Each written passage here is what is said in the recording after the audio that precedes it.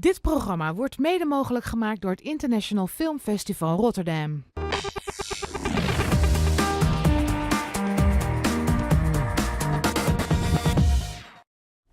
Welkom bij Big Talk. 10 dagen lang worden tijdens het filmfestival de meest bijzondere films vertoond in de bioscopen van Rotterdam. En in het oude Luxor spreekt Hans Maarten van der Brink iedere avond met een belangrijke gast van het festival. Vanavond is de Oekraïense regisseur Myroslav Slaboshpytskiy te gast om te vertellen over zijn unieke film The Tribe. Een heftige film over een doveninstituut in Kiev, geheel in gebarentaal opgenomen.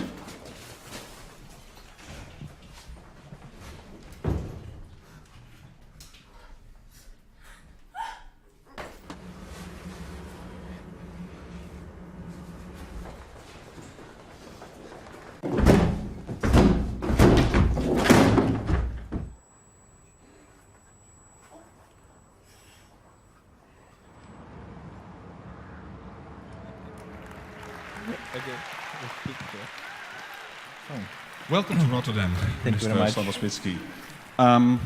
It's not your first time. Actually, 4 years ago, you presented a short film, which is a sort of prelude, or maybe a sort of practicing for what we're about to see, the large feature film we're about to see tonight. It was called Deafness. What is your fascination with the subject? Where did you get the inspiration for making a film about deaf and mute people? To be clear, I wanted to make an homage to silent movie, and I need a way. I don't want to make a stylization for silent movie. I mean, I don't want like to be on the same way like absolutely great films that I like Artist or Tabu by Gomes or something like that. I need a modern silent film, and for this reason I'm using the sign language of deaf people, of course. That's one and only way, in my opinion, on this way. And concerning the short film Deafness, you can find it on YouTube, of course. It was screened in Rotterdam Spectrum. As well, then Hubert Bell's Fund of International Film Festival Rotterdam was supported the project of The Tribe. I was make a very no-budget film. It's very important short film for me because I can test it this way as storytelling, and I can be sure that this way can work, you know. So it was practicing. It's very important. Yeah, it's very important for me. As well, on the other hand, I can show to other people how it works. It's very important too. It's like a pilot on TV, you know. So thanks to this festival. Well, that's good. Well, yes, now, very much. Now, before people think that you are going to translate into Ukrainian, you're here just to help Mr. Slaboshpytskiy out. So if you're completely out of the conversation, that means it's going well. Yeah, it's nothing against you. Если что, Okay. если я не нужна, то все в порядке. So, am I right in saying that it was more the concept of wanting to make a silent movie than a fascination with people who have this handicap? Yeah. Yeah? But you've been, I heard you've been working on it for 20 years. Yeah. That's a long time for a concept. To be clear, I have an idea 20 years ago, but I have no possibilities to shoot this film. I mean, to shoot the full-length feature film. I have the concept, and this is it. And finally, after the film was supported, and after the Deafness, I can, when I shoot the Deafness, I have a very nice connection with Deaf Society of Ukraine. Mm-hmm. I mean, a lot of people from any formal organization, as well any informal leaders of this community. So you developed a relationship with the community. Of course. And they really support me, and every actor in my film is who play in the tribe is a really deaf person. So all the actors we are going to see are really deaf? Yeah. No professionals in it? No, it's not professional actors. They sign language native speaker. Yeah, they're deaf people. Sign language native speakers. That must have been hard for you as a director, because you don't speak their language. How are you going to direct actors who are not only are they actors and deaf, they're not professionals? Yeah. So you have to teach them without speaking the language. It's very funny, but to be clear, it's very easy. I don't think so. It's too much difference between deaf non-professional actors and usual non-professional actors.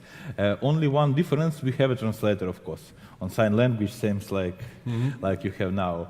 But of course, we make something. We work in a very special way. We have not too much shooting days, but we have very long rehearsals period. We have probably weeks and more rehearsal per one scene, and then we can shoot in it. Yeah. So probably every scene we're going to see has taken days or even weeks of rehearsal? Yeah, something like that. But we have only it's film shoot in very long time, but it's film much more easy to edit in, because we edit it half an hour, because it's only 32 connections, so 32 takes, 32 or 34. So were you able to improvise with your actors, or was it very tightly scripted? No, we have absolutely traditional, regular script. It looks like script of any usual TV drama. It's the same with dialogue. With dialogue, of course. I am a writer. I was writing the script, and of course we have a dialogue. Sometimes, because the sign language speaking, it's a little bit difference to build the line than we are, because the sign language, in my opinion, is closer to Chinese. I mean, because its alphabet, it's very small of sign language. Yeah. A lot of signs, it's like a hieroglyph, you know. It's so difficult language to understand it, and for this reason. Of course, when I was writing the script, I didn't thinking about it.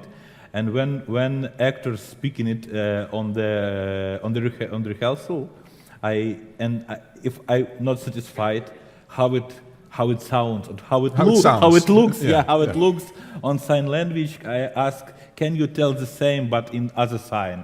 This is it. Yeah. In the beginning, I tried to sort of understand the signs, and in one of the very first scenes, there was a teacher, I think, who did like this and then that, and I thought that means sit down and shut up.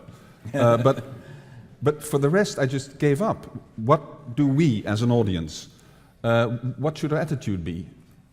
Look at it as if it's Chinese, or try to understand what's going on? What do you expect? Как публика должна смотреть фильм? Пытаться понять каждый жест или больше... I don't want to get a spoiler, but no spoilers. Well, yeah, no spoilers. The story no. We're not going to tell. But I'm always tell for everybody, it's not a film about deaf people, especially. It's not a film for deaf audience, especially. It's film for regular audience. It's film about all of us, as well. It's film with participation of deaf actors, and this is it, what I mean. And I hope, and I have a little experience how audience will explain the film. Is everything okay? Everybody must understand the story. That's a main challenge when I make this film, that people must understand the story without verbal words. In other case, nobody will watching it. But the way you present it influences the story. There's not only no dialogue, there's also no music. Yeah. And we know from film that you can give the mood of you can change a scene by different music. Why did you leave out the music as well? To be clear, there's hardly any sound. It's just muffled. To be clear, I don't like music. I have no music on. I have no music. I was making 5 shots and never using the music. I don't see. I don't know. I am not a very musical person. But yeah, You don't have to write it yourself, of course. But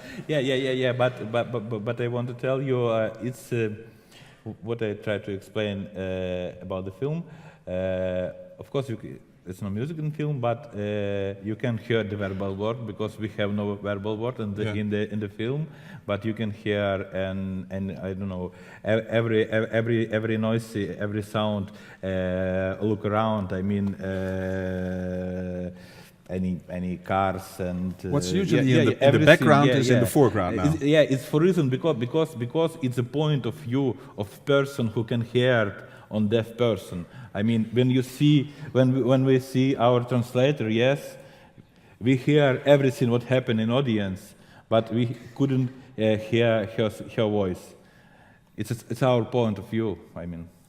Okay, yeah, but I found it sort of liberating also. I noticed that in the beginning of the movie you have some people talking, and my gaze was directed at a light flashing. I thought, hey, maybe the director wants me to follow the people, but because there's no sound, I look at the image and I interpret the image in my own way. Is that my fault, or was it one of your purposes? Говорит, это освобождало меня как бы от того, что я должен был смотреть на людей. Когда они вели диалог и лампочка загоралась, то я как бы стал смотреть на лампочку, а не на людей. И это для меня было как бы освобождение от того. Funny question. Well, yes, I try to answer you on my English. Yeah, it's not so easy. It's a little bit spoiler because I try to program in the audience how they must accept the film. But to be clear, it's very, very difficult to hear this film. I mean, if you watch the film, you can hear it. You can, I don't know, see on the girl who's sitting close to you on your iPhone or something like that. Then you must watch it directly on the screen, and this is it because you can hear it. You must watch it every time. And if you do it enough in time, you will be more and more involved inside film, I hope. This is why I asked the audience to be especially attentive, because they will not be drawn in by thunderous music, etc. And another notion I got was, I had the idea that the rhythm was more important than, maybe even than usual. Maybe a bit faster. Did you discover that yourself? That rhythm became more important because of the absence of sound and dialogue? Mm-hmm. Он говорит, вы как бы заметили, что ритм, он увидел, что ритм как бы стал важнее. Да, оно было быстрее, чем обычно. И вы это как бы тоже заметили, вы это использовали именно потому, что не было звука, нету звука в фильме. No, to be clear, yeah, you probably I must check projection because it's 24, 22 frames per sec. But to be clear, it's not they didn't communicate quickly than they communicate in real life. I mean, no? deaf people is the same like we. I mean, we have a big casting. We saw the 300 person for take a part in the film, and finally selected person. Will you see? Everybody is deaf, and of course the deaf people, same like we, they are very different. I mean, they have a very, very emotionally person. They have a very, boring person. It's same like us, and of course we have an emotionally person, but it's. Nobody pushing them. They acting same like they communicating in real life. In real life, yeah. No, I was thinking about other aspects as well. I had the idea, but maybe that's completely wrong, that walking down a corridor without sound feels longer than with the sound. I mean longer. Yeah. Yeah. Maybe I don't know. Well, you should know after writing and then directing and then editing the film. What was the reaction of the community of deaf people in Ukraine itself? It was an interesting question because when we start to work the film, as I told you, they really support the film. Yeah. Then they heard a little about script and so very nervous because it's a script about the prostitution and gangs and mafia and everything. A lot in store for you. Yeah, of course. And they're a little bit nervous. And finally, they saw the film, and they really liked the film. And I was represent the film from this May in last year May in Cannes Film Festival, and then in the different cities and different countries, different festival and different premieres in different countries. As well, I always know when the deaf people in the audience, because it's so easy when you come on the stage. Different audience. When you come to the stage, we applause in this way, but deaf people applause in this way. And when I say Take here, a tip. I see it always. And in every country it was the same. Start from the Cannes Film Festival, every country is the same. The people was shake the hands and make a picture and really love the film. What I mean, of course, I'm director who can hear it, but the deaf community, I mean international deaf community, explains that film. The fact of film, the fact of the film was made, the fact of the film being in Cannes. Okay, that's a sort of recognition. Like a big victory of a deaf community, because the deaf actor plays, and deaf actors has a huge international success. Yeah, and they so proud about it. But that is a sort of recognition, of course, I understand that. But then the community you depict is not a very pleasant environment.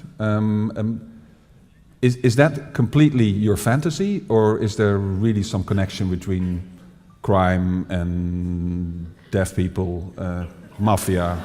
Он говорит, я понимаю, что это очень все полезно для именно общества глухих, но вы выбрали такие сюжеты, как бы мафию и все такое негативное. Это придумано или это действительно реальность?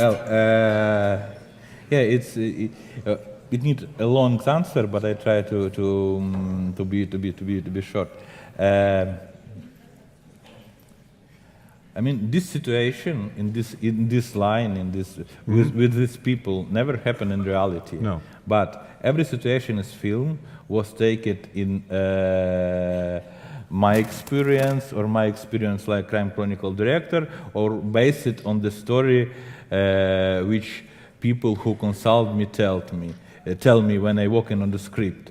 It's a compilation of number of real stories which happened with different person, not only deaf person. Concerning the deaf mafia, it exists. Yeah. We have a deaf mafia in Ukraine, in former Soviet Union, in Ukraine and Russia. It's a very interesting story. I think we have more time to explain about it. Yeah, it doesn't mean that every deaf person, of course not. A member is a deaf mafia. No. Yeah, of course. But there is in these close-knit communities of deaf people, there are also gangs and communities that dedicate themselves to crime. We have a lot of discussion with people from any formal society of it. The deaf handicaps, probably. Yeah. Is it looks like invisible handicaps, because if, for example, if you have no or something like that, but the deaf person looks same like you. And before he start to speak, you couldn't understand that. Yeah, and for this reason, this community is very close. And to be clear, they don't really believe and don't really like the foreigners. And it looks like, I don't know, it's Italian style mafia, or maybe you remember the film by Kusturica, Time of the Gypsy. Yeah, it's something like that. Yeah, something like that. Yeah, with any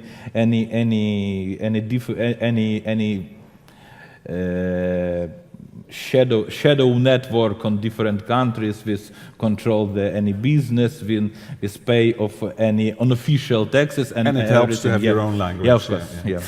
Finally, we can't help noticing that you're from Ukraine. That the film plays in Ukraine, and there's even a scene at the beginning of the film in the classroom where we see a map of Europe and European Union flag symbol.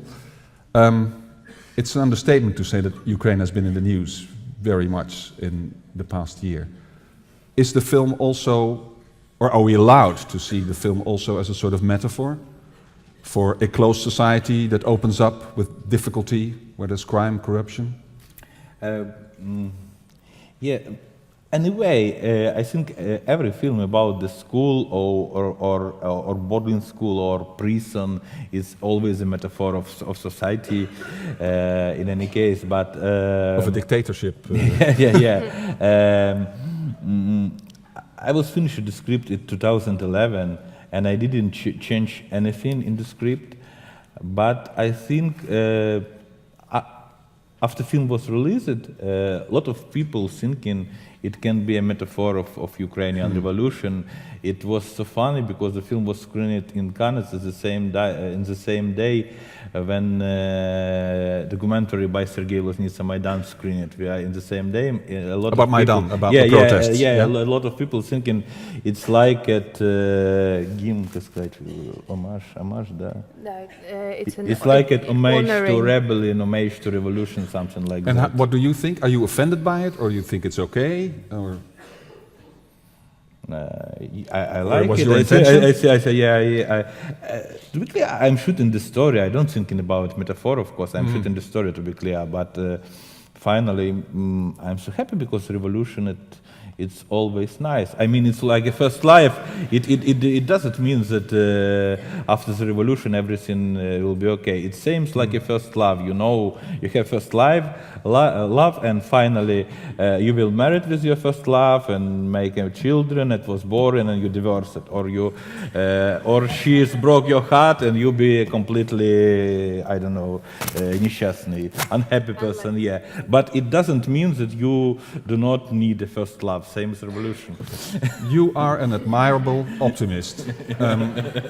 And I understand your next film is about Chernobyl. Yeah.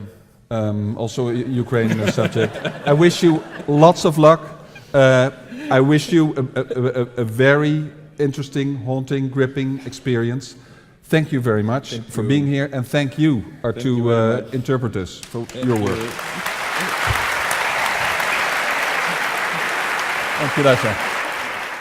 De nachtfilm die u zo gaat zien is La Antenna van Esteban Sapir, de openingsfilm van het IFFR in 2007. Een bijzonder sprookje over de kracht van de menselijke stem. Een zeer originele, zwijgende film in zwart-wit.